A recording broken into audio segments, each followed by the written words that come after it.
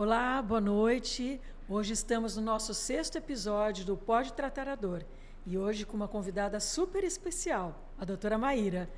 Vamos falar tudo sobre reumatologia.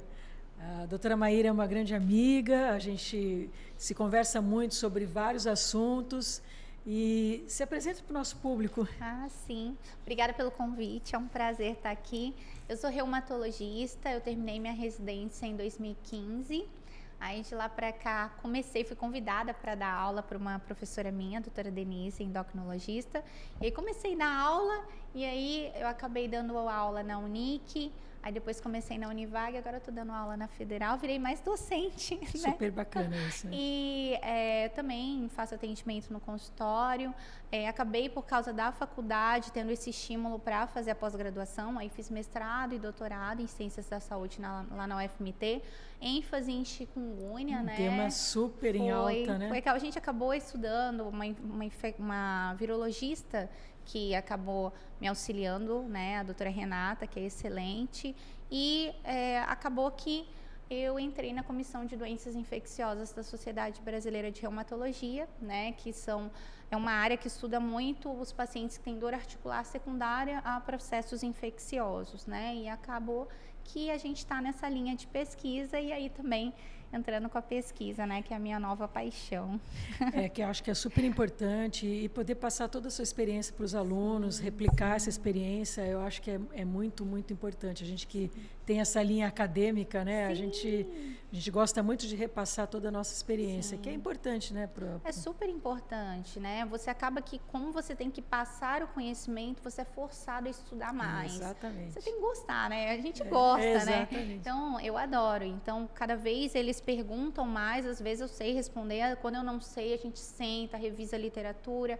É a mesma coisa com o paciente. Chega paciente com uma doença, um quadro atípico, a gente revisa para ver se é isso mesmo. Então, eu acho que tem que ter esse respeito com o paciente, com o aluno e passar informação de qualidade, né, que a gente busca. E assim, o que eu acho que é muito interessante na reumatologia é que ela aborda uma ampla gama de doenças, né? Não é o que a gente só fala sobre lúpus, artrite, vai muito mais além, né?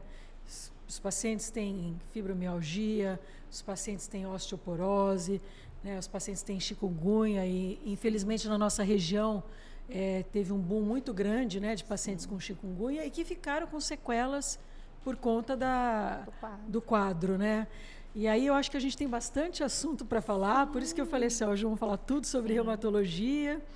E vamos começar pela chikungunya, né? Que eu acho que foi um quadro bem recente que a gente teve, que impactou muito nos nossos pacientes, né? Eu acho legal você falar da reumatologia como uma área, porque os pacientes geralmente pensam que a nossa especialidade só trata de dor articular, envolvimento articular.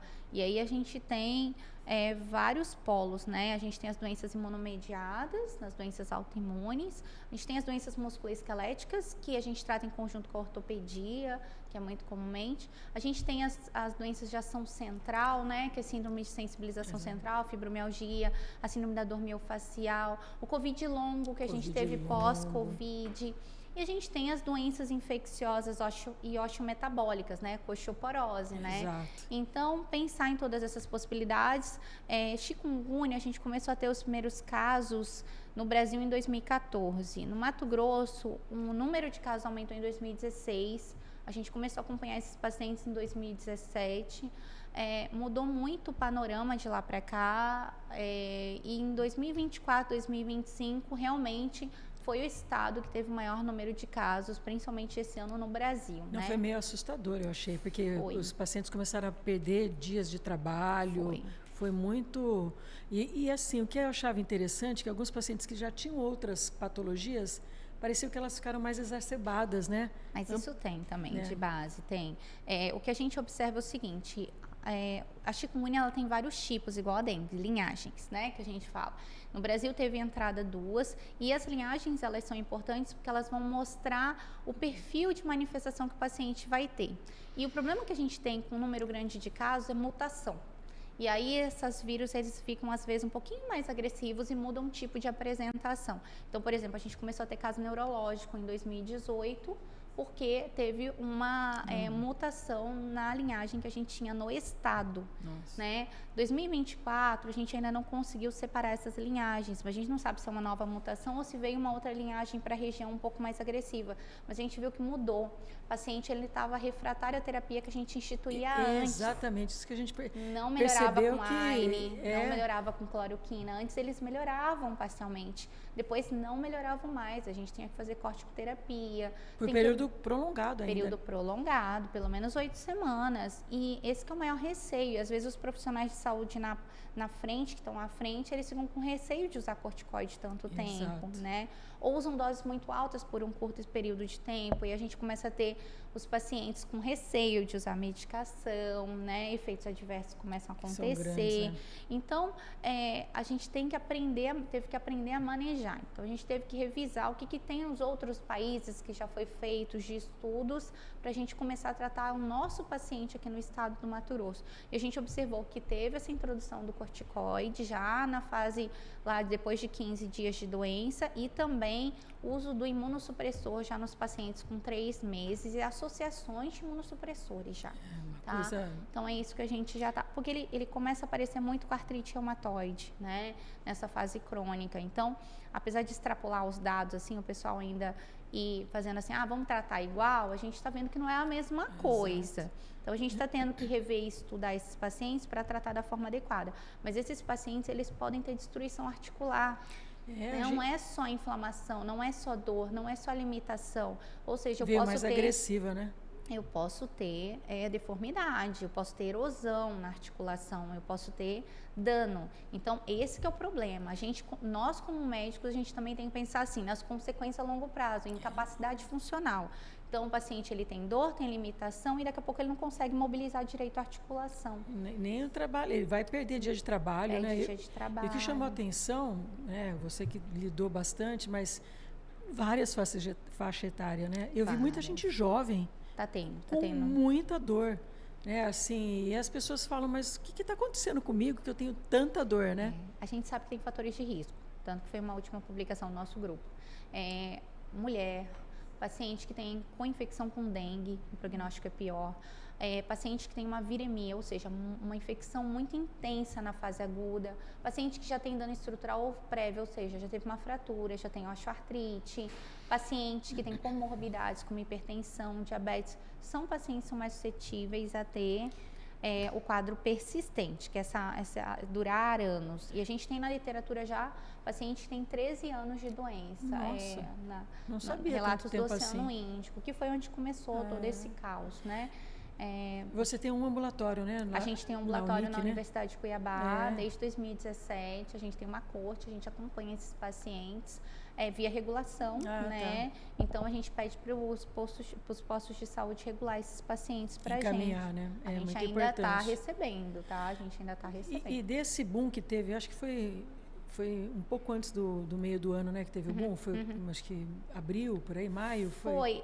Eu peguei caso de janeiro até abril, porque as chuvas duraram mais, né? Depende do vetor, a gente viu que mudou muito por causa do padrão de chuva, geralmente parava de chover no final de maio. É verdade. Abril. Esse ano choveu até maio, então até final de abril a gente tinha paciente em fase aguda, que são aquele iniciozinho da doença. O que a gente viu muito também, além da dor, é o rash.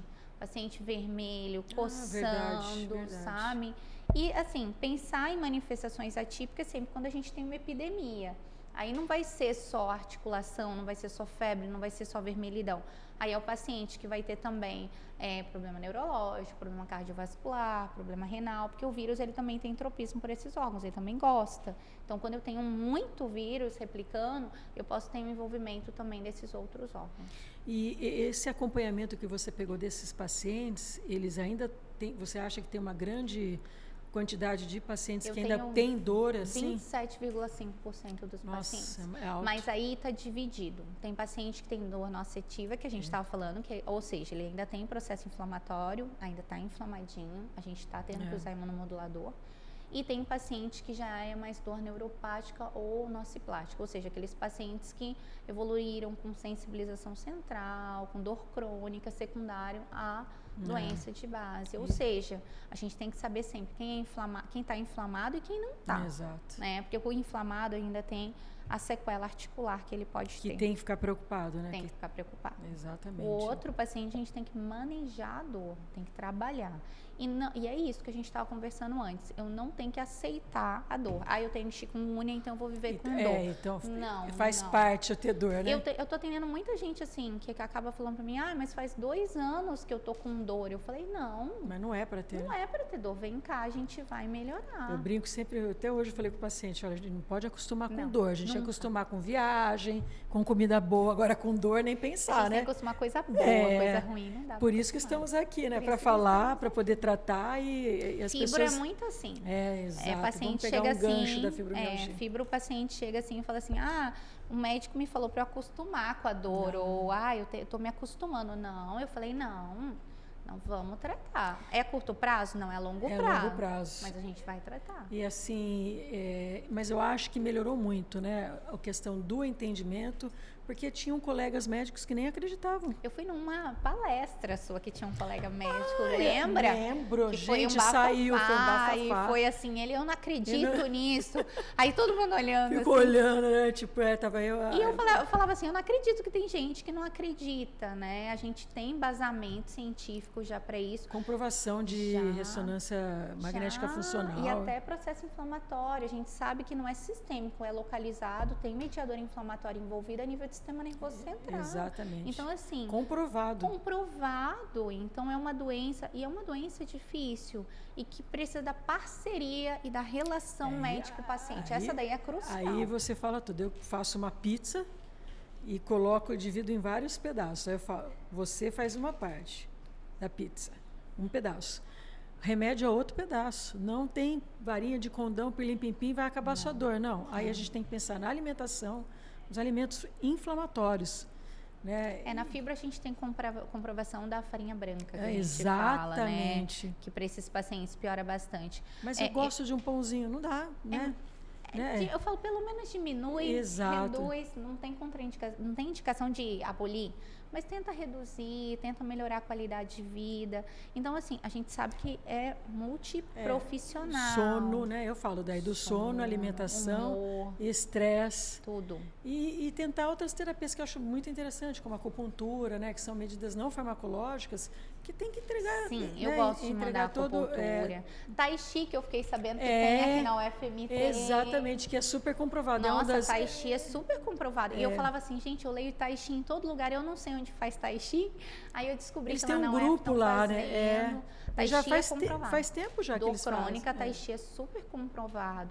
Então, assim, a gente sabe que é um pilar. E eu falo para o paciente, não adianta você achar que a droga vai entregar. Exatamente. A medicação, ela entrega 40%, 50%. Então, ela é um step, ela é um passo. Porque ela vai te ajudar a aderir ao não medicamentoso. Exato. Que é você fazer atividade física regular, porque isso modula o sistema nervoso central. Se você não fizer, não vai melhorar. Não tem como, né? E controle do humor, então terapia, psiquiatra em conjunto, porque a gente pensa sempre do transtorno do humor junto com a fibra, mas não é assim. Às vezes a pessoa tem um transtorno de humor e foi gatilho, às vezes essa pessoa, na verdade, ela desenvolveu o transtorno de humor por causa da fibro. Ou seja, tá com dor, não tá conseguindo trabalhar, não dorme. Não dá risada. Né? Aí você trata a fibro, melhorou. Ele não tem mais transtorno de humor, entendeu? E assim, às vezes, assim, a grande maioria, você vai ver o paciente por fora, ele tá ótimo, né? Porém, você vai ver, é uma pessoa que está totalmente triste, né? Porque você imagina, você acorda e dorme com dor. Acorda e dorme com dor. Então, as pessoas precisam entender. E às vezes na consulta eles falam, melhorei só de conversar com você. Por quê, né? Isso é a relação. Ser ouvido. Ele falou assim, ninguém entende. E eu tive uma paciente ainda uma vez que ela levou um marido na consulta. Ela falou assim, Maíra, tudo que você falou pra mim na consulta passada, eu quero que você fala pra ele. Pra ele entender. Porque ele não acredita em mim. Aí eu fui, expliquei pra ele, aí ele entendeu e ele ajudou ela na adesão ao tratamento. Então, a pessoa precisa também do apoio familiar. Com certeza. Porque todo mundo acha que ela está matando emprego, que ela não está querendo fazer folga, nada em né? casa, não quer fazer que o ela serviço não de casa, quer ficar com o marido, que não quer cuidar dos filhos. E, na verdade, é uma pessoa com dor. E, às vezes, eles não entendem, né? Os maridos, assim, que não conseguem abraçar. Não é assim, imagina, a paciente está sofrendo, né? É diagnóstico clínico, mas a gente tem que lembrar que a gente está tendo um problema, que tem pessoas querendo dizer que tem fibra e não tem, mas nós, médicos que acompanhamos, a gente sabe o paciente que tem fibra. Ele tem os pilares, né, na coleta da história, e no exame físico é bem claro quem tem fibra e quem não tem. Então, não adianta você tentar procurar um médico para você conseguir um benefício secundário, porque a gente está tendo muito problema com isso. Isso eu concordo com você. Muito. A Sociedade Brasileira de Reumatologia está vendo que está muito difícil, até liberou uma carta um período atrás, com isso, as pessoas tentando agora adquirir vantagens e teve falar. Um grande avanço, eu acho, em relação ao conhecimento do CID, mas, porém, as pessoas começaram a abusar também. A gente está tendo aqui bastante no nosso estado, né, que as leis são com preferência, né, de vaga. Já tem a carteirinha da fibra, já tem um tempo, né? Mas eu não tinha tanto problema. Só quem pedia era quem realmente tinha. A gente fazia o laudo, o cadastro, tudo. Mas agora estão vindo pessoas que não têm, estão querendo benefício. Mas eu não dou. Assim, eu falo assim, você vai ter que passar por uma outra especialidade, com a gente aqui realmente não fecha. Chega na primeira consulta já que eu falei, não, eu tenho que te conhecer. A gente e diagnósticos diferenciais, que eu acho que é importante, porque existem outras doenças que parecem muito fibromialgia. Por exemplo, eu pego muito hipotiroidismo. Exato. Eu já fiz muito diagnóstico de hipotiroidismo, que o paciente veio com diagnóstico de fibra. A gente tratou e acabou. Eu passei para endócrino, fez o segmento, tudo bem. Eu, como eu não sou reumatologista, então eu sempre faço uma triagem, né? Eu peço exames de tireoide. Doença autoimune, miopatia inflamatória, tudo. Miopatia por estatina, às vezes mimetiza. Então, tem que pensar em todas as possibilidades. E uma coisa assim, que, conversando até com outros colegas reumatologistas, que muitos pacientes, na verdade, tinham espondilite, né? Daí eu falei, poxa vida, será que eu comi uma bola? Daí, muitos colegas falaram assim, não, às vezes não tinha... porque talvez com raio-x de sacroiliaca você poderia ter esse diagnóstico, né? Mas acabou que, às vezes eu ficava chateada. Eu falei, depois teve um diagnóstico de espondilite, né? Que é outro tipo de tratamento. Eu tive um paciente homem com fibro, que eu achei super estranho. Homem com fibro, mas ele tinha fibro. E aí a gente tratou a fibro dele. Aí ele localizou a dor. Então, é muito isso. Quando o paciente tem fibro, e a fibro pode vir junto com uma outra doença também. Eu posso ter uma sobreposição. Aí, quando você trata, quando o paciente localiza a dor, você fala, opa, agora... Ficar esperto, né? Por isso que, às vezes, tem que fazer o segmento. A história da doença crônica é segmento. Porque aí você vai instituir a medida, aí você vai reavaliar no retorno. E aí? Teve resposta? E primeira coisa, não está respondendo a nada... Alguma coisa está acontecendo. Ponto de interrogação no seu diagnóstico. Vamos pensar nisso. Ponto de interrogação na adesão ao tratamento. Coisas básicas, antes de você pensar em otimizar a terapia. Será que o meu diagnóstico está certo mesmo? Será que esse medicamento ele está tomando? Então, E aí eu acho que é um conselho que a gente pode dar para os nossos pacientes, né? Sim. E para quem está assistindo. Crie um vínculo com o médico que você goste. E aí você faça esse tratamento de uma forma contínua. Porque aí vai comigo, depois vai com você, depois vai com o outro. Então, a linha de raciocínio é muito... Eu falo sempre, você vai 5 médicos diferentes, cada um vai passar um remédio, cada um vai ter a sua pessoalidade em relação à doença. Então, tem que ter uma linha de tratamento. E eu não vou conseguir ver o que eu implantei no paciente. O que melhorou, né? E é sempre uma primeira consulta. Não adianta... Eu falo muito para o paciente, não é pronto atendimento, que você está ali para tirar a possibilidade de uma causa que pode levar você ao óbito. Não é isso. Exato. Aí pode ser, cada hora um médico, tudo bem, a gente está tentando pensar no pior. Mas não, segmento para saber, cada hora tem que ser um médico. Senão, toda vez que você está passando por uma primeira consulta, nenhum médico está acompanhando como você estava antes. Às vezes você chegou de um jeito, agora você está de outro jeito, está de outro jeito. Exatamente. E cada médico vai ver você como se fosse uma foto, né? De uma maneira diferente. Então, e a gente tem que ter essa linha de continuidade. Tem. Que é isso. E relação médico-paciente. Eu falo para os pacientes assim, se você não se sente à vontade comigo, se você não consegue se abrir, se você não fala tudo que você faz, pode falar até o que você faz errado, a gente vai trabalhar em cima disso. Eu não vou brigar com você. Eu costumo falar, e nem precisa me agradar. Não, você tem que falar a verdade. Tem que falar a verdade. Porque aí eu consigo, às vezes, ver uma coisa que você não, achou que não era relevante, mas para mim é. Por exemplo, como a gente tem doenças sistêmicas, então o paciente, por exemplo, começou um quadro de tosse, falta de ar e tem artrite reumatoide. Ele não conta para mim que ele estava com tosse, com falta de ar, mas ele não sabe que a artrite reumatoide também pode ter envolvimento pulmonar. Mas às vezes pulmonar. não acha nem que tem ligação, né? Não.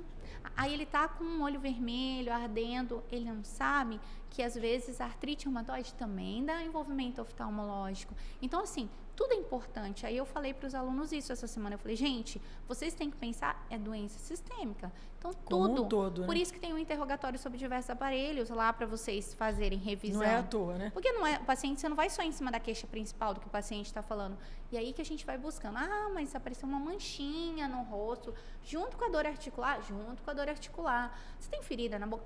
Ah, também, doutora. E ele não ia me contar. Assim, Aí você já fala assim, idade fértil, mulher, negra, ferida na boca, tá com Hashimoto, dor articular, lúpus.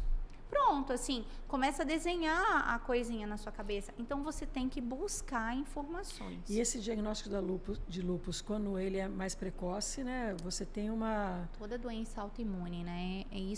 Por isso que nossos guidelines, eles saem de uma frequência muito grande. Porque o objetivo da reumatologia é a gente fazer diagnóstico precoce. Exatamente. Por causa do risco de lesão em órgão-alvo. Ou seja, o risco desse paciente perder um rim, o risco desse paciente ter uma lesão pulmonar irreversível, porque essas doenças podem pegar essas estruturas. Então, quando eu trato no comecinho, é bom.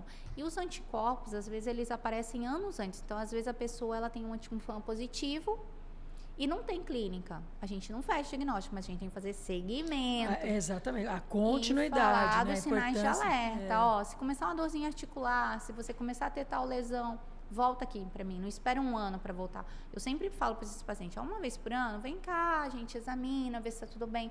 Porque o FAM, por exemplo, pode vir anos antes positivo e não ser nada. E aí que eu vou linkar numa coisa que eu tenho falado bastante aqui, a importância de você estar com um especialista. É verdade. Desconfie daquele que vai tratar de tudo de você. Não dá, né? Não tem condições. Integralista, né? Integralista, medicações mágicas, soros mágicos, soros coloridos, né? Não tem condição, né? Você precisa ter um diagnóstico correto, sério. Por isso que eu falo, eu faço um kit básico. Se eu tenho alguma desconfiança, nós temos que encaminhar. Eu não sou especialista em reumatologia, né? Eu sou especialista em dor e a gente tem que estar trabalhando com as várias especialidades. A gente tem que ter essa humildade de falar, não, agora quem vai te tratar é o outro especialista. Né? Eu acho equipes multidisciplinares, né? Eu gosto de ter, né? Eu tenho minha médica de dor, a doutora Lia, mas assim, eu tenho um pneumo que eu confio, eu tenho um ortopedista que eu confio, eu tenho dermatos que eu respeito e confio muito. Então, assim, como minhas doenças são sistêmicas, eu preciso do apoio. Eu sei o guideline, mas eles sabem mais do que eu. Por exemplo, uma hipertensão da artéria pulmonar. A gente sabe do protocolo padrão, por exemplo, paciente com esclerose sistêmica, um paciente com doença de Sjögren. Só que, quando eu tenho um pneumo junto comigo... É outra coisa. É outra coisa. Primeiro que ele vai fazer os testes de avaliação pulmonar junto comigo, a gente vai ter o feedback. E eu gosto sempre de, quando eu vou instituir uma terapia, a gente decidir junto. O paciente, que aí os guidelines europeus, os grupos europeus e americanos já estão implantando muito isso. Trazer o paciente para a decisão, junto, né? Que melhora a adesão. Então, assim, eu trago o paciente junto comigo... Você dá as opções... Dou as opções, falo, olha, no que você tem, ó, essa medicação é ótima, essa é ótima, a posologia dela é assim, os efeitos adversos são assim. Eu falo o efeito adverso já na primeira consulta, eu também falo os principais.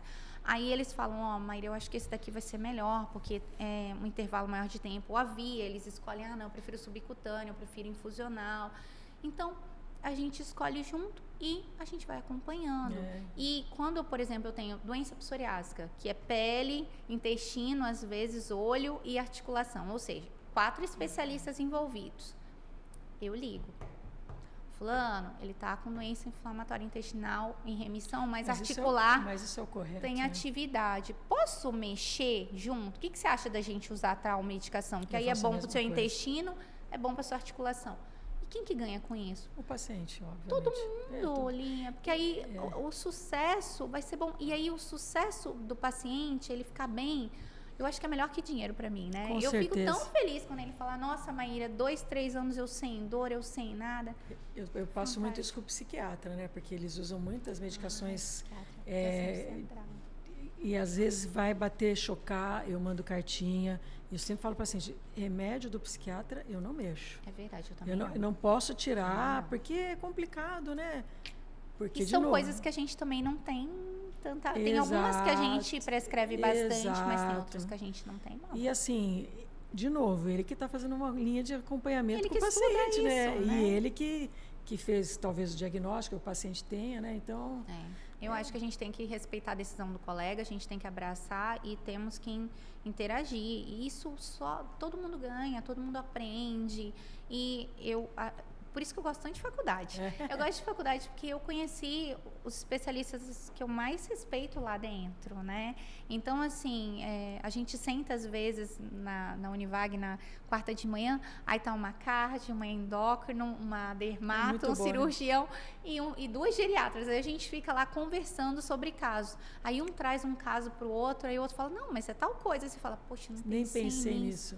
E é tão legal, e eu acho aquilo fantástico. Aquilo é uma reunião clínica. Exato, a gente está lá informalmente conversando, mas a gente já está chegando a conclusões juntos. Além de ter todo o cuidado na formação do médico, né? Hoje a gente vê que abriu tantas universidades, né? Então, sem muita regulação, é muito preocupante. Então, a gente como docente tem que pensar no médico que a gente está formando, né? Que pode ser que trate da gente mais para frente, né? Sim, eu falo para eles que a gente, na verdade, não é concorrente. A gente quer ver... Eu fico tão feliz quando um aluno meu, sabe, se destaca. Tem o Matheus, eu gosto sempre de falar do Matheus. O Matheus, ele começou comigo as pesquisas de chikungunya em 2017. E ele foi um dos primeiros alunos. E aí, a primeira aula que ele apresentou para mim, mas olha, eu briguei com o Matheus. Eu peguei, falei, não tá certo isso e tal. Aí eu achei que ele nunca mais ia querer me ver. Aí ele falou, professora... Vamos fazer um trabalho junto? Olá. E a gente ficou junto, todo mestrado, doutorado. Matheus fez residência em clínica médica, fez oncologia na Unicamp. Que legal. Fez já mestrado, terminou, defendeu esse ano o mestrado dele e voltou para cá e tá atuando. Então, assim, a gente vê uma pessoa que trabalhou junto com a gente brilhar, não tem coisa melhor. Às vezes eu vejo que eles querem voltar para a universidade onde eles começaram. Ele quer, ele falou, mãe, eu queria dar aula. Eu falei, já dei seu nome lá. É muito legal, né? É muito legal. Outro assunto que eu acho bem importante a gente discutir aqui é em relação à osteoporose, né? Os tratamentos, a importância de tratar, porque está ligado com várias outras situações, né? A questão de fratura, principalmente no idoso, né? A questão dessas quedas que eles podem ter, né? E assim... Como você tem visto os tratamentos de uma forma geral da osteoporose? Eu adoro tratar a osteoporose, né? Eu tô até muito preocupada com a quantidade de pacientes que chegam no meu consultório já apresentando as indicações de fazer densitometria óssea e nunca fizeram. E tanto no público quanto no privado, tá, Lia? Eu tô assim, eu fico chocada. Né? E aí eu tô tentando trabalhar isso muito na graduação. Porque, assim, paciente que não faz segmento de densitometria óssea no tempo indicado, aí já chega pra gente com osteoporose. E lembrar que a osteoporose, ela é silenciosa, assim como a diabetes. Quando ela dá sintoma, é porque eu já tenho uma fratura. E a fratura, ela aumenta muito o risco de mortalidade. Então, a gente sabe que reduz muito a sobrevida. E o que a gente viu hoje no último congresso da Sociedade Brasileira, que teve em setembro, é que o que a gente tem que otimizar nesses pacientes? Diminuir a sarcopenia, a gente tem que trabalhar a sarcopenia. Então, o paciente ele tem que ter aumento de ganho de massa muscular, melhora da ingesta e trabalhar com esses pacientes não só a ganho de massa muscular, mas a força também. Melhorar equilíbrio, porque se esse paciente tem força e tem massa muscular, ele não cai. Exatamente. E se ele cai, ele tem musculatura para proteger. Então, a gente tem que reduzir essas fraturas, porque quanto maior o risco de fratura, pior o prognóstico. E o tratamento, chegou muita droga anabólica, né? E eu estou muito feliz em relação a isso. Mas, assim, o Brasil ainda é muito difícil a gente começar com uma anabólica. Já nos Estados Unidos, eles já tem um guideline, vamos começar com a anabólica, para depois fazer o antiabsortivo. Né? Só que a anabólica ainda é muito cara. Ah, tá. Entendeu? É uma droga muito cara. Mas a gente vê em estudo, quando a gente começa com a anabólica e depois a gente faz a manutenção com a antiabsortiva, o paciente responde muito melhor, muito melhor. Eu pego muito no meu consultório, às vezes eu que acabo fazendo diagnóstico, idoso, mas eu não caí, a senhora fraturou a coluna. Não caí e chega a ficar até bravo comigo, porque assim, esses que a gente acompanha, cair, né? A gente vê a fisionomia, a pessoa está bem e tal, tem aquela dor, de repente não consegue mal andar, aí você vai lá, faz o diagnóstico e fratura. Então, assim, eu peguei muito caso de fratura e a gente preocupa, né, de que tem esse segmento, esse tratamento correto para tem tratamento, exato, né? E tem tratamento. E agora, pelo convênio e pelo SUS, você consegue. Se você tem fratura, você pega a medicação. Então, a teriparatida, por exemplo, a gente pega. E aí você ganha... Essa aqui é bem cara, né? Ela é cara. As duas são. O romosozumab e a teriparatida são caras. Mas o romosozumab, ele tem o ganho adicional. Qual que é o romosozumab? Ele é um anabólico no primeiro ano. E a partir do segundo ano, ele faz ação antirreabsortiva. E você só dá ele no primeiro ano. Depois você deixa com bisfosfonato. Qual que é o nome fantástico. Dele? Eu não vou lembrar. Assim, em cima da hora. Esse daí tem no SUS? Ele tem a ANS liberou agora. A gente tem no convênio, a gente faz lá no centro de infusão, a gente fazia romosozumab agora.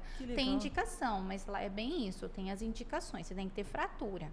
Certo. Então, no Brasil, o problema é que agora a gente só indica início de anabólico com paciente com muito alto risco, ou seja, aquele paciente que, por exemplo, teve múltiplas fraturas, ou que teve fratura em vigência de tratamento, ou um paciente que tem um T-score abaixo, né, que eles falam, abaixo de -3. Então, pacientes que têm fatores de muito mau prognóstico, você começa com anabólico direto. Eles têm indicação em pacientes oncológicos com metástase ou não? O que a gente faz em metástase é um antiabsortivo, que é o denosumab. Que é e o denosumab, né? É o Prolia. O Prolia. Tá. Que aí você faz muito Zometa lá. Então, ele é denosumab, é só o nome comercial. Entendi. Que é diferente e a dose dele é mais alta. Para metástase é mais alta. Entendi. E o bom deles é que eles reduzem a dor óssea. Entendeu? A teriparatida reduz a dor óssea, não é só assim, vai formar osso. Reduz dor óssea. E o que eu vejo também muito na prática clínica é um paciente com fratura por osteoporose. Exato. Sendo operado. Colocando cimento. E aí desabando o resto, né? Porque ele não tem só naquela vértebra, ele tem nas outras. Pois é, porque depois você faz uma carga no restante, né? E aí fraturando. A dor piora, eu reduzo. Fratura de quadril também impacta muito no prognóstico. Então, a gente sabe que esse paciente morre mais. Então, a gente tem que trabalhar, e trabalhar na prevenção. A osteoporose dá muito para você trabalhar na prevenção. A densitometria não é cara. A radiação da densitometria, ela é menor que a radiação de uma mamografia. Não, isso é mínimo, né? Ela é mínima. Eles equiparam muito assim a exposição solar, para você ter ideia. Então, é bem tranquilo fazer a densitometria. Eu penso que alerta, né? A mulher de pós-menopausa, que perde todos os hormônios, né? Tem que ficar atenta, né? Tem, mas tem outras populações que a gente tem que abrir o olho mais. Por exemplo, pacientes que fazem uso crônico de corticoide. Exato. A gente tem um guideline só para isso, né? Outro, paciente com HIV. O paciente com HIV, ele tem vários mecanismos que vão fazer ele perder massa óssea. Além da doença de base, a gente às vezes tem muita ação do vírus C, hepatite C junto, que piora. As próprias medicações que ele usa, a TARV, faz com que ele perca a massa óssea. Então, o paciente com HIV, eles falam que até 10 anos antes do que a gente espera encontrar numa pessoa normal, você já tem que acompanhar. Então, eles colocam como corte 40 anos o paciente do HIV, a gente acompanhar. E eu não vejo isso também. Então, o paciente do HIV, ele não é triado para doença metabólica óssea. Então, a gente também tem que trabalhar no metabolismo ósseo desses pacientes. E, às vezes, fazer trocas de medicamento que a gente sabe que perde mais massa óssea. Já tem até quais drogas a gente trocar. Tem tudo bonitinho. Então, assim, você vê, existem populações que a gente tem que trabalhar um pouquinho mais. Por isso, novamente, especialista. Especialista. Uma paciente falou assim para mim, mas ninguém falou isso para mim. Eu falei, então, é porque a gente não pode tratar você como uma pessoa normal. Você tem uma doença de base, uma doença autoimune. Quando você tem uma doença autoimune, você tem algumas recomendações. Então, você sempre tem que ir num especialista que também entenda dessas doenças autoimunes. Senão, você vai fazer algumas coisas que não pode para a sua doença de base.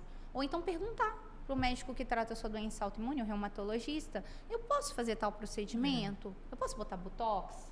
Tendo lúpus, eu posso botar botox? Fazer psoríase? A gente prefere que não, porque tá são doenças que têm manifestação cutânea, ou seja, não sabia disso. A gente evita colocar ácido hialurônico, a gente evita. Mas eu posso passar creme? Porque para fora você pode, pintar cabelo pode. O que é para dentro. Né? Agora, colocar, seu sistema imunológico, ele já é agressivo. Você vai pode fazer uma reação, né? Você pode ter uma manifestação cutânea grave, né? Então, a gente evita fazer. Não é contraindicação absoluta, mas há o risco. Então, a gente não faz. E você sabe que hoje eu até estava lá com os alunos da faculdade falando sobre os idosos, sobre fratura, né? E eu mostrei a importância também do educador físico, sabia? É maravilhoso. Eu mostrei, tem um professor que é, um educador físico que é, agora eu esqueci, não sei o que dos avós, é treinador ou alguma coisa dos avós. Assim, Ele pega idosos, 105, 96, faz ele subir da cadeira e descer. Aí ele pede para rimar, ele treina também a cognição. Sim. Pneu.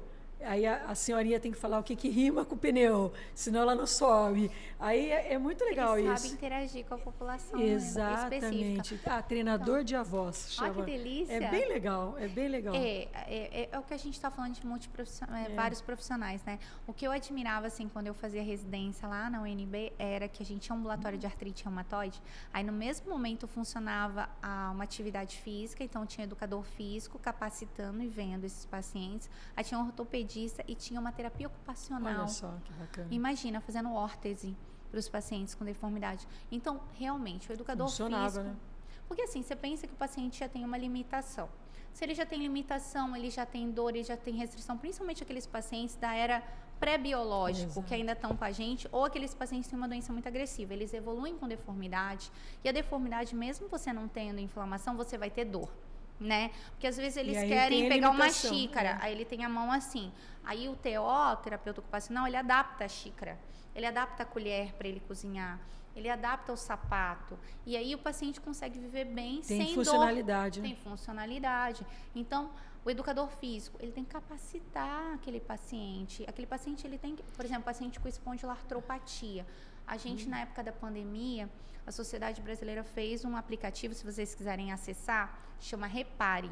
Aí ele foi feito por fisioterapeutas para esse paciente fazer o condicionamento físico, já que ele não pode ir num fisioterapeuta. A gente usa até hoje. Que legal, Repare. Então, Repare. Aí baixa o aplicativo e eles fazem, porque condiciona e depois ele vai para o educador físico para ele conseguir ganhar massa muscular. Eu falo muito com meu personal, pro Serginho, eu falo, cara, se a gente condicionar, quanto que a gente ganha nesse paciente em funcionalidade? Exatamente. E até eu discuti isso também, eu acho que, não sei se você deve pensar a mesma coisa, a prevenção já começar, os geriatras já estão vendo bem antes, né? 40 anos que eles indicam que começa o envelhecimento, eu tenho que ir. E eu falo o seguinte para os meus pacientes, vocês querem levantar da cadeira, né? Então você precisa ter músculo forte.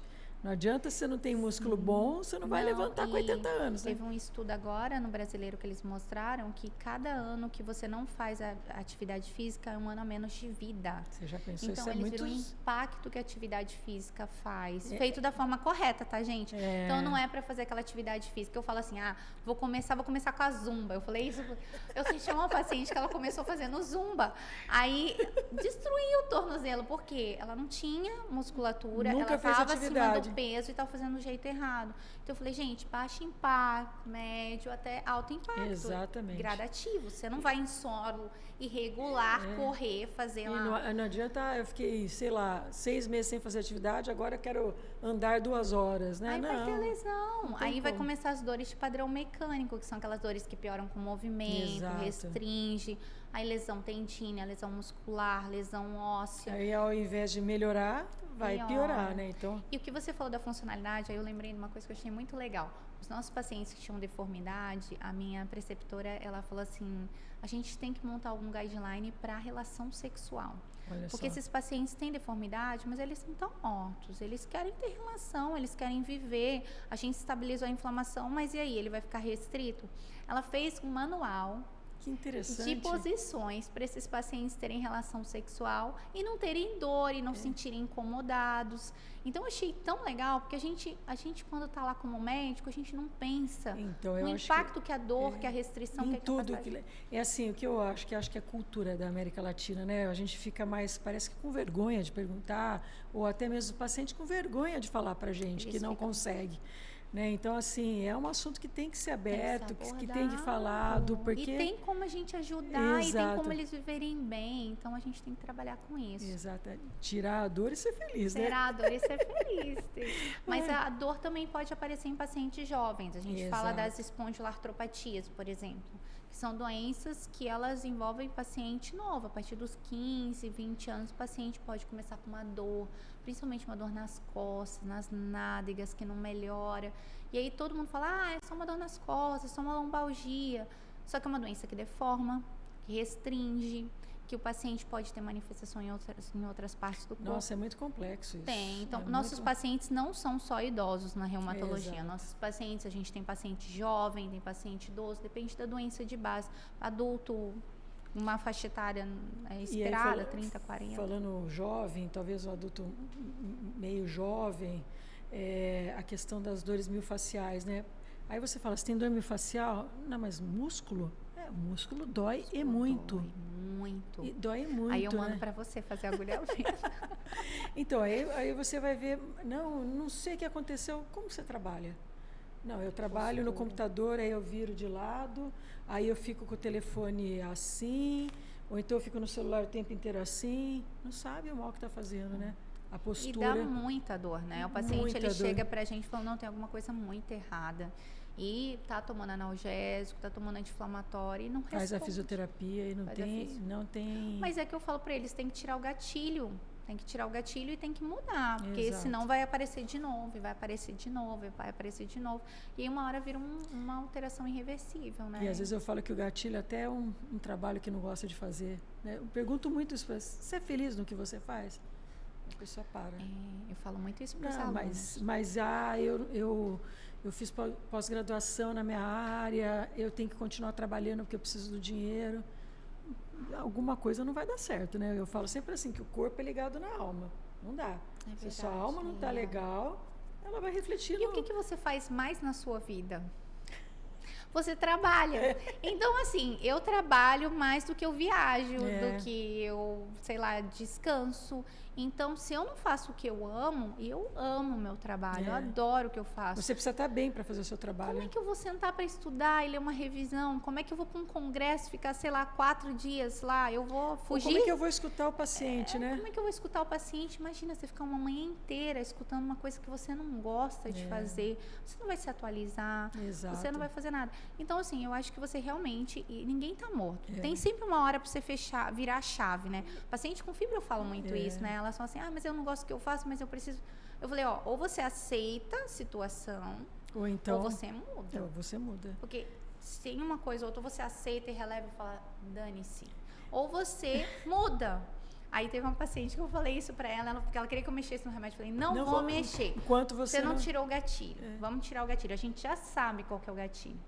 Aí ela chegou pra mim com um vasinho de flor. Maíra, eu fiz o que você falou, desculpa. Eu falei, melhorei. Eu falei, viu? Tá vendo só? Outra pessoa, né? E tem paciente com fibra que fica sem medicação, né? Eu tenho 3 que não usam mais medicações, só atividade física possível, regular. Né? É muito possível isso. Né? Talvez associado a alguma acupuntura, alguma outra Tratamento coisa. não medicamentoso, faz todo bonitinho. E a gente vê que muitos pacientes têm muitos efeitos colaterais com as medicações, né? Central, né? É muito complicado isso, né? Então, às vezes, você melhora começa uma coisa, piora outra. E a gente tem que ser, você falando sobre isso, a gente tem que ser exemplo para os nossos pacientes também. Quando o paciente começa a reclamar de alguma coisa, para falar, olha, eu sou diabética, de longa data, faço atividade física, eu cuido da alimentação, não é assim, tem arroz integral bom. Você também, se não for exemplo de falar, eu estou bem, eu faço minha atividade. Se você não falar, o paciente vai... Hoje aconteceu isso comigo, eu ia passar uma rosuvastatina, né? Uma paciente estava, ela falou, mas o colesterol... Eu falei, eu tô com a minha, entendeu? Meu médico viu uma plaquinha desse tamanho e falou, Maíra, vamos tomar. Melhor coisa, meu cardiologista falou. Eu falei, então tá bom. Aí eu falei, você que tá com LDL e com colesterol total desse jeito, você não vai tomar? Toma. Aí ela falou, é verdade, né? Eu falei, então toma. Né? Então, assim, a gente se põe mesmo. E eles entendem que a gente também fica doente. A gente sofre também. Sofre também. Os pacientes estavam bravos de eu ficar grávida, né? Você vai ficar grávida quando? De novo? Eu tô falando, a doutora Maíra tá grávida de novo. Eu falei, gente, eu queria o terceiro, mas eu vou segurar, senão vocês vão me matar. E assim, outro gancho que eu acho bem interessante a gente falar sobre as artroses, né? Hoje tem tanto artrose de quadril, artrose de joelho, tem tanto tratamento aí sendo instituído, né? Tanta... nossa tristeza, né? Exato. A gente tem uma comissão também de osteoporose na sociedade e o que a gente está vendo é que... De artrose? A gente tem uma só de osteoartrite, né? E o que a gente está vendo são várias intervenções que não têm evidência científica, tá? Então, várias terapias com células mesenquimais que a gente ainda não conseguiu comprovação. Algumas substâncias, às vezes, que são infiltradas, plasma, também não tem nenhum nível de evidência. Então, toma cuidado, porque são terapias caras, né, que prometem e não cumprem. Nosso problema com a osteoartrite a gente até hoje não descobriu como que a gente faz para reconstituir essa cartilagem que o paciente perdeu. A gente consegue parar a progressão, mas a gente não consegue instituir nada que renove, né? A gente sabe que paciente jovem com fissura pequenininha, o organismo consegue restaurar. Mas paciente idoso, fissura maior, não vai conseguir. Uma artrose mais séria, né? Sim, não adianta... aí entra a atividade física, que na verdade a nossa primeira linha de tratamento para osteoartrite é reduzir a dor se ele estiver diante de um processo inflamatório, porque pode dar também artrose, também pode dar processo inflamatório. Reduz esse processo inflamatório e começa condicionamento. Então, esse paciente tem que fazer atividade física regular, tem que sustentar a articulação, porque o esqueleto não para em pé. Sem o músculo. Então, eu preciso tendão, ligamento, músculo, ele tem que estar forte para distribuir a carga e não ir tudo e muitas vezes lesado. Eu falo o seguinte, olha, no início, às vezes você vai sentir dor, mas depois você vai sentir até a falta de não fazer uma atividade física. A gente não tem muito remédio, tá? Exato. A gente, às vezes, tem alguns estudos, mesmo se está inflamado, faz um anti-inflamatório.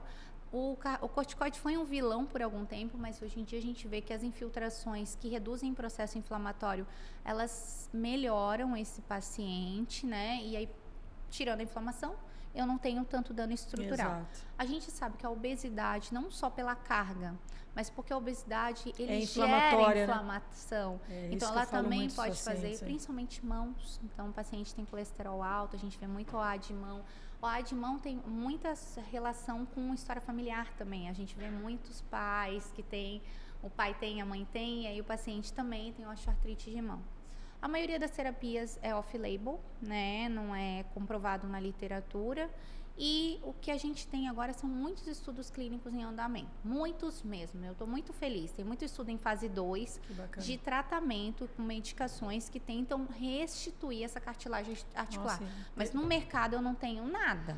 Eu tenho estudos. A USP está conduzindo, a USP Ribeirão, eu acho que a USP Ribeirão está conduzindo muito legal. Então, assim, a gente está vendo que tá indo, mas assim, a USP eu acho que ainda tá nos ratinhos, sabe? Então, assim, a gente ainda tá entendendo, tá vendo se dá certo. Então, tudo que passarem para vocês, que vai fazer uma intervenção e que vai curar a osteoartrite, é mentira, tá bom? Porque a gente não tem ainda. Né? Desconfia. Muita promessa, muito milagre, desconfia, né? Não, tudo que é muito milagre é um soro que vai melhorar a minha imunidade. Gente, não existe soro que melhora a imunidade. A soro azul, eles estavam infiltrando, passando açúcar de metileno, coitado dos pacientes. Eu já vi ter água oxigenada, você já viu isso? Eu já vi de tudo. Então, assim, acabou com os centros de infusão. Centro de infusão, gente, é local que a gente faz terapia imunobiológica. É para paciente com doença grave, paciente com deficiência. Com local, com asepsia, não é assim, você vai... E assim, medicações bem estabelecidas. A gente faz imunoglobulina lá, a gente faz terapias específicas. A gente não faz soro para imunidade em centro de infusão, tá? Então, a gente faz drogas para osteoporose, para artrite reumatoide, para lúpus, para cefaleia crônica, para depressão. A gente faz, mas para asma, que agora a gente está tendo muito imunobiológico para asma.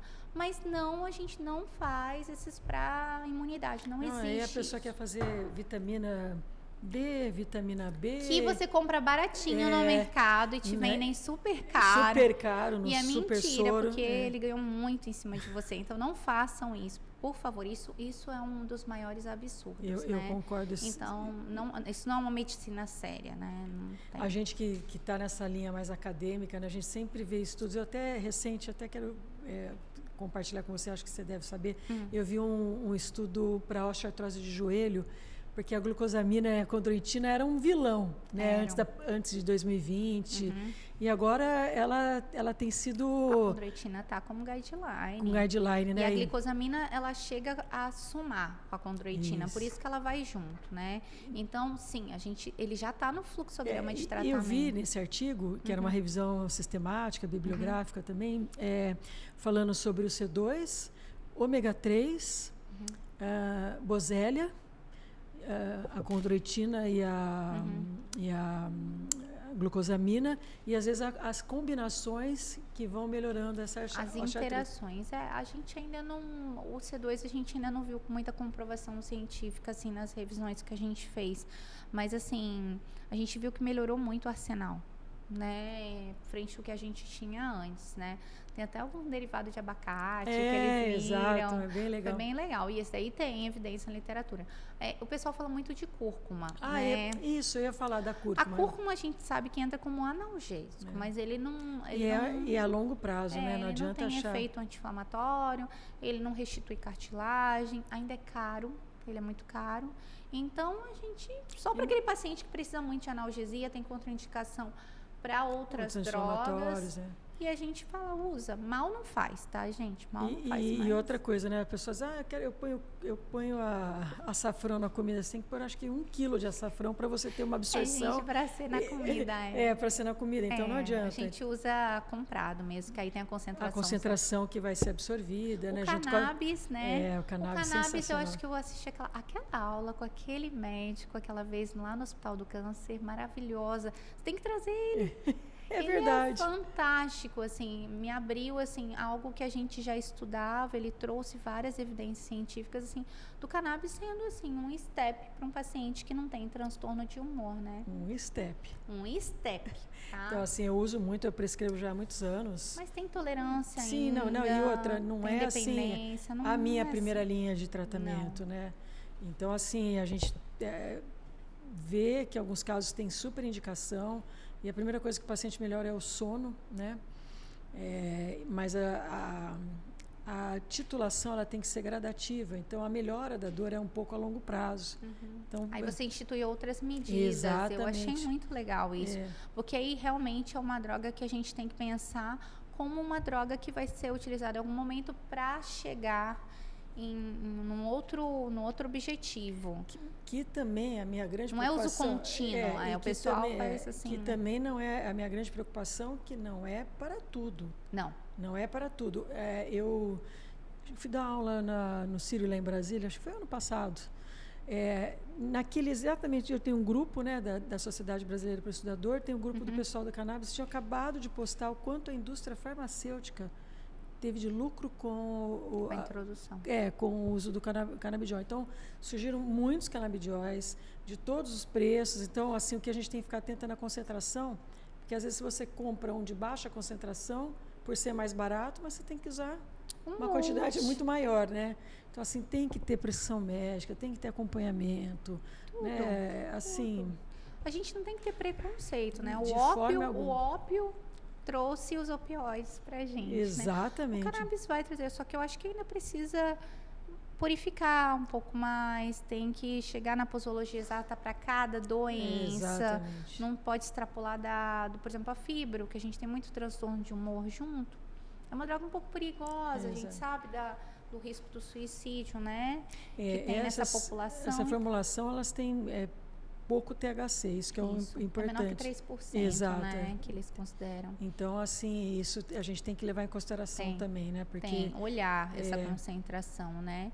Então, eu acho que tem que ir nesse caminho. Eu acho que você tem que entender o que você está prescrevendo, saber. Porque eu gosto de falar para os alunos, para os pacientes, droga. Quando eu falo droga, o paciente até olha assim para mim. Mas eu não gosto de falar que é medicamento, porque parece que é uma coisa ideal, uma coisa que não tem efeito adverso. Eu falo, tem. Ela tem efeitos adversos, mas eu vou conseguir manejar junto com você. Por isso que eu vou ficar te avaliando, eu já vou monitorar alguns exames para determinada medicação. E o que eu falo sempre para os meninos, você só prescreve o que você sabe reverter. Você só faz o que você sabe reverter. Você só entra em alguma coisa que você sabe reverter. Foi meu tio, que é GO, que falou pra mim. Ele falou, Maíra, o que você não sabe fazer, eu tenho dúvida, você não faz. Se você não sabe o que aquela droga pode causar para o paciente, você não prescreve. Então, você tem que saber o que você está fazendo, né? Porque aí a gente fica assim seguro. Como o exame, né? Que vai lá, o paciente, sei lá, 3 páginas, fica até com anemia de tanto sangue que tira. E tem uns que a gente nem sabe para que. Eu olho assim, eu falo, eu não sei o que isso vai agregar. E se a pessoa não sabe interpretar, para que pediu esse exame? Zinco, sei lá. Eu falei isso para minha amiga que é neuro. Eu falei, não pede fã. Não sabe ler, não pede. Manda pro reumato que eu peço. Então chega o paciente chorando, falando que já tem lúpus, já entrou no Google. Eu falei, não, amiga, você tá com dúvida se é meu? Isso eu já aprendi bastante, porque eu vi ela pontilhado fino, 1 para 80, eu falei, meu Deus, e agora? Não, daí eu entendi que o VHS tem que estar alto, que a maioria dos laboratórios tem esse pontilhado fino, né? Tem. A maioria tem, então tem, assim... às vezes tem uns que são comuns, padrões que são comuns em paciente rígido. Eu vou, não sabe ler, não pede. Ela, credo, mãe, eu tô tentando adiantar as coisas, mas não pede, deixa que eu peço. Daí aí, porque tem uns que pedem até os outros, né? Eu falei, gente, eu não sei nem pedir isso. Para desconstruir isso da cabeça do paciente. Como dá trabalho depois, aí ele já chega. É que nem sorologia. Eu costumo pedir muita sorologia por causa do introdução de imunossupressor. Aí antes eu não me atentava assim em falar paciente, tô pedindo sorologia para você. Aí começou a vir paciente triste, assim, mas por que você pediu esse exame? O que você tá achando? Eu falei, não, pera lá. Então toda vez eu falo, eu vou pedir sorologia, é protocolo. Então às vezes você tem que explicar por que você está pedindo alguns exames para o paciente, né? Ele tem que entender por que você está pedindo exame, por que você está prescrevendo, por que você está orientando. Educação. Eu gosto de explicar tudo. Eu fico com o computador aberto, vou explicar o que é uma hérnia de disco. O paciente pode ser a pessoa que não entende nada, mas visualmente já entendeu. Já entendeu que o disco aperta o nervo, que a dor pode ir lá para a perna. Às vezes fala, não, mas eu só tenho dor na perna, não tenho dor na coluna. Por que o disco vai fazer a dor lá embaixo?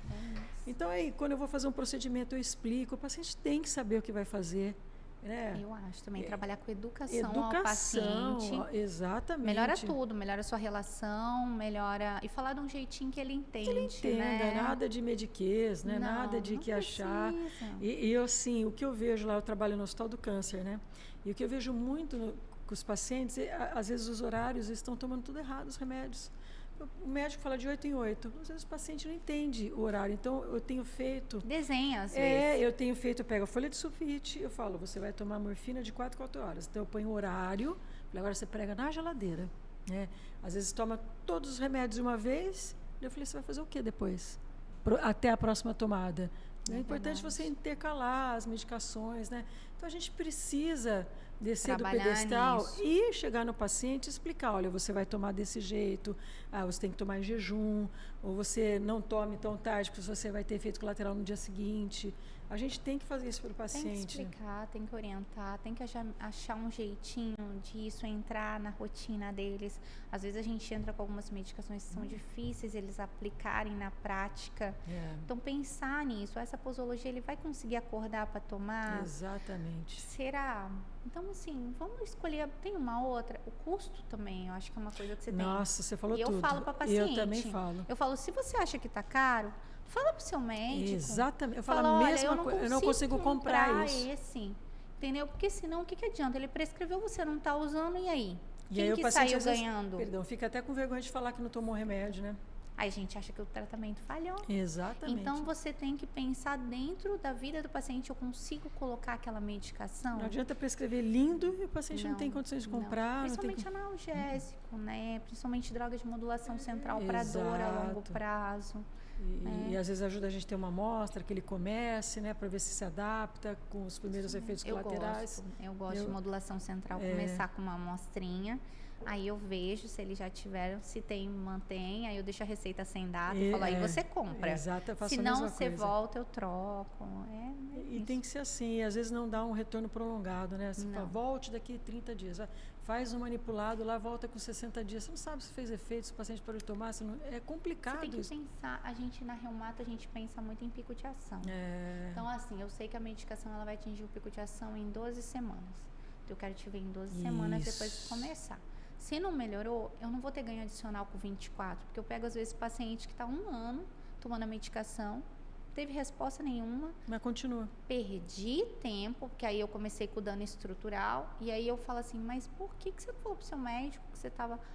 mas ele falou que era para eu continuar tomando. Eu falei, gente, aí ó, perdemos janela de oportunidade. Então a gente tem que falar assim, atingir o pico, ótimo, atingir o pico. Melhorou? Mantém. Não melhorou? Vamos pensar o que fazer, vamos pensar, né? troca. E às vezes treat or target, a gente fala terapia-alvo. Porque e às vezes o paciente fica tomando anti-inflamatório aí de eu pego muito caso de anti-inflamatório idoso, tempo prolongado, né? E ainda nos combos, assim, que eu fico horrorizada, eu até arrepio. Aí chega assim, eu falo... Com os números mágicos. E caro. Aí chega mágico. Pacientinho falando, eu tô pagando R$800 nesse combo aqui. Aí você vê um monte de subdose... Aí você fala assim, por isso que não está melhorando. Não, vamos tirar esse, 22,5, 13,9. Eu não sei, uns números mágicos, eu também fico pensando, né? Eu falo, mas a dose mínima é tal, por que você está prescrevendo uma dose muito mais baixa? Aí, em vez de ficar em monoterapia... Não, mas então a gente tem... Por isso que o paciente, às vezes, fica com dor, entendeu? Exato. Por isso, o profissional também tem que pensar nisso. Qual que é a dose mínima ideal? Em quanto tempo eu posso escalonar? Quanto tempo eu vou reavaliar para escalonar? Porque aí eu alivio a dor desse paciente. Exato. Aí é totalmente diferente, né? É ajuste. Olha, se deixar a gente falar se deixar, a gente vai ficar aqui um tempão, né? Ai, Maria, o papo foi maravilhoso, né? A gente falou tanta coisa, a gente conseguiu falar tanta coisa de reumatologia, né? Tantas doenças, né? Que quem está assistindo pode ter e saber... que tem o tratamento, né? Eu sempre falo, você tem que procurar o tratamento, sua dor tem que ter um tratamento, né? E eu agradeço demais a sua presença. É sempre bom poder conversar com você, assistir suas aulas. Estou muito feliz, né, de ter participado. Aí eu sempre peço para deixar um recadinho, assim, para quem está nos assistindo. O que você gostaria de deixar de uma mensagem para as pessoas que estão assistindo aí a gente até agora? Eu gostaria de deixar de recado o seguinte, que a dor... Eu tenho como controlar a dor. Então, não pensem assim, eu nunca mais vou melhorar, eu nunca vou ter o alívio dessa dor. Tem a possibilidade. Desde que você procure um especialista, tenha uma boa relação com esse especialista e cumpra, né, a sua parte, né? Isso é importante, né? A sua parte. Nesse contratinho, né? No contratinho, que o médico não vai para casa com você, né? E se não está dentro do que você está esperando, conversa com ele antes de você sair trocando, né? Indo para outro colega. Senta, conversa, explica. E aí, juntos, vocês vão conseguir o alívio desse sintoma que é horrível, né? Extremamente subjetivo. Cada pessoa tem a sua própria dor. Não tem um aparelhinho que a gente vai medir a dor desse paciente. Eu não consigo entender o que você está sentindo, nem que eu tenha dor também. A sua dor, a sua percepção vai ser sempre diferente. Então, você tem que mostrar, você tem que falar o máximo que você puder para nós, como médicos, podermos ajudar, né? Que é o que a gente quer, é para isso que a gente formou e trabalha. É isso aí. Muito bom, eu espero que vocês tenham gostado. Assim, a nossa conversa foi muito boa, muito assim, falamos sobre vários assuntos e é isso aí. Muito obrigada. Obrigada.